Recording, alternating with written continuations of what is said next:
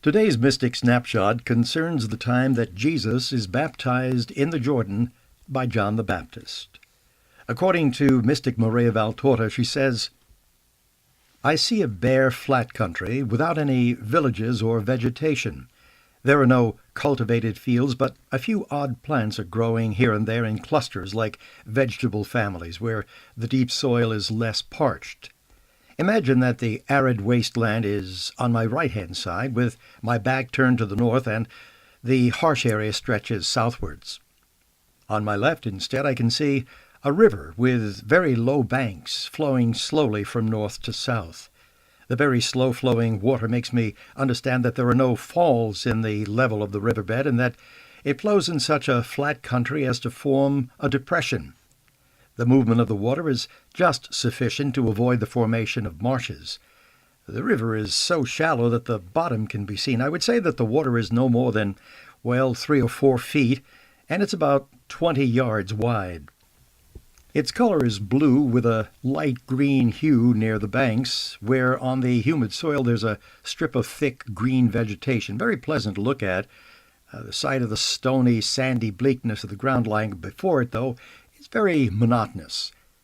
This is the Jordan Valley, and the wasteland on my right is the desert of Judah. There are no houses or men's works here. There are none of the undulating sands of the desert as we understand a desert, but only bare ground strewn with stones and rubble, like grounds after a flood. There are hills in the distance. And yet, near the Jordan, there's a great peace, something special and unusual. While I am watching these things, I notice that the right bank of the Jordan, in respect to me, is becoming crowded with people. There are many men dressed in different fashions. Some seem ordinary people, some rich, and there are some who appear to be Pharisees, because their tunics are adorned with fringes and braids.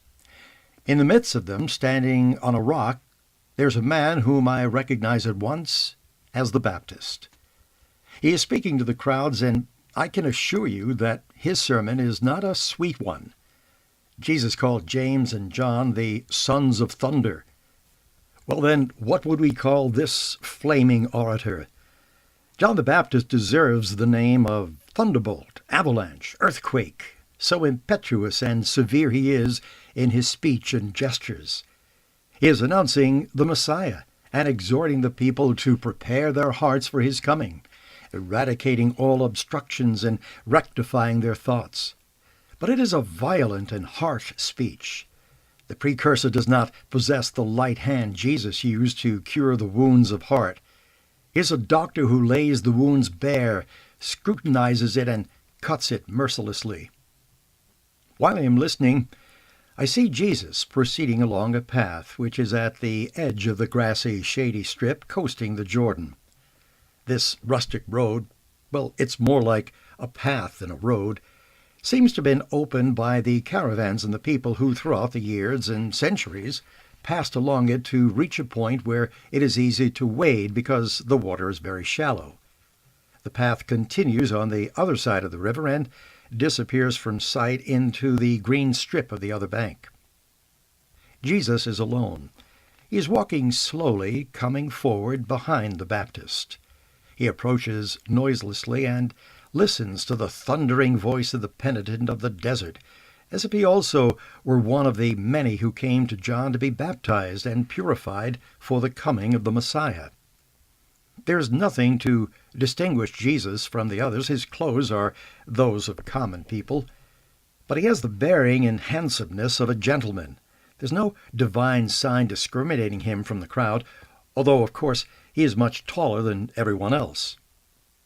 But it would appear that John perceives a special spirituality emanate from him. He turns round and at once identifies the source of the emanation. He descends quickly from the rocky pulpit and moves quickly toward Jesus, who has stopped a few yards away from the crowd and is leaning against the trunk of a tree. Jesus and John stare at each other for a moment, Jesus with his very sweet blue eyes, John with his very severe black flashing ones. Seen from nearby, one is the antithesis of the other. They're both tall. That's about their only resemblance. For all the rest, they differ immensely. Jesus is fair-haired. His hair is long and tidy. His face is white ivory. His eyes blue.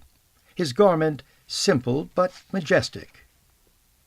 As for John, well, John is hairy. His straight black hair falls unevenly onto his shoulders. His sparse, dark beard covers his face almost completely.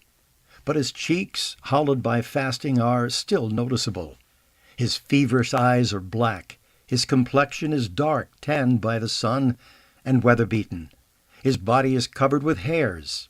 He is half naked in his camel-hair garment, which is tied to his waist by a leather belt and covers his trunk, reaching down to his thin sides, while the right side is uncovered and bare, completely weather-beaten. They look like a savage and an angel seen close together. John, after scrutinizing him with his piercing eyes, explains, "Here is the Lamb of God. How is it that my Lord comes to me?" Jesus replies calmly, "To fulfill the penitential rite." "Never, my Lord.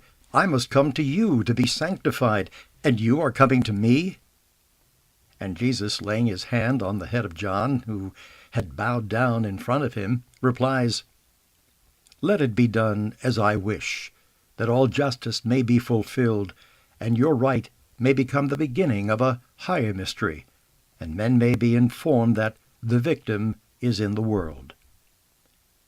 John looks at him with his eyes sweetened by tears, and precedes Jesus towards the bank of the river.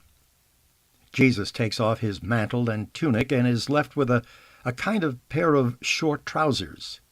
He then descends into the water, where there is John, who baptizes him, pouring on his head some water from the river by means of a cup tied to his belt. It looks like a shell or a half pumpkin dried and emptied. While Jesus climbs onto the bank and, after putting on his clothes, concentrates on praying, John points him out to the crowd and testifies that he recognized him by the sign that the Spirit of God had shown him as an infallible means to identify the Redeemer. The crowd is hushed and amazed. This is Joe Roberts.